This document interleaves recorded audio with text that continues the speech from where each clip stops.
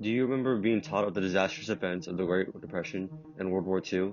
How in these dark times where people became sick and the war was on the rise, there was a man with an idea to help.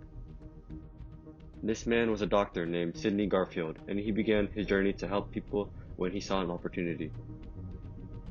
The Colorado Aqueduct was a project in construction, and thousands of workers were bored to finish his project. Garfield saw his chance to help any injured workers and built a hospital nearby. He helped the injured, but received no pay for his valiant efforts. This didn't stop Garfield, as his passion to help the sick overcame his need for income. Nonetheless, the expenses of his hospital put an end to his services. Fortunately, Harold Hatch, the insurance agent for the company making the aqueduct, helped pay off Garfield's expenses with company insurance.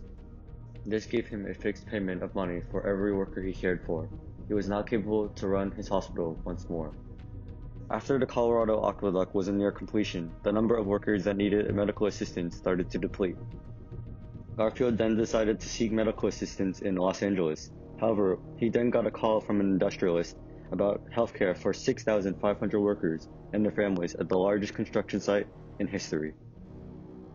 This site would be placed for the Grand Coulee Dam, built and planned by Henry J. Kaiser. This project would be a huge opportunity for Garfield, as now he would be a service to thousands of workers and their families. During the time of World War II, 10,000 workers became sick and in poor health. These workers came from shipyards and Henry J. Kaiser had to help. Kaiser thought about teaming up with Garfield to help these sick workers.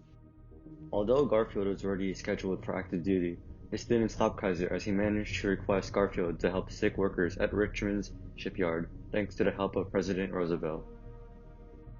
This was the beginning of Kaiser and Garfield's relationship. Dr. Garfield's innovative healthcare system then came to the Bay Area, becoming the Kaiser Hospital Organization that we all go to today. This story of the building of Kaiser impacts me majorly, as my family is usually very sick. For me, I had a total of 3 surgeries in 1 year because of a condition called hydrocephalus. It cost my family a lot of money, but because of the way Kaiser works, my family got to save both money and had more time to care for me during my recovery. Kaiser's community also does constant checkups on their patients. They also are involved in charitable events, providing for the sick and poor whenever they can. Without the creation of Kaiser, the world wouldn't be as healthy and delightful as it would be today.